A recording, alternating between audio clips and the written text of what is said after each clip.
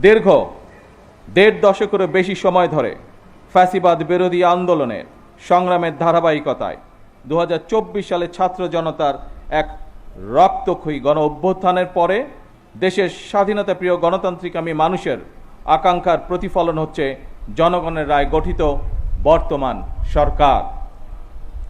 বছরের পর বছর ধরে অসংখ্য হামলা মামলার শিকার, নিপীড়িত নির্যাতিত অধিকারহারা মানুষ বর্তমান গণতান্ত্রিক সরকারের সময় শান্তি এবং নিরাপত্তা চায় জনগণ। দেশের জনগণের শান্তি এবং নিরাপত্তা নিশ্চিত করা আপনাদের কার্যক্রম, অর্থাৎ পুলিশের ভূমিকার উপরেই সবচেয়ে বেশি নির্ভরশীল।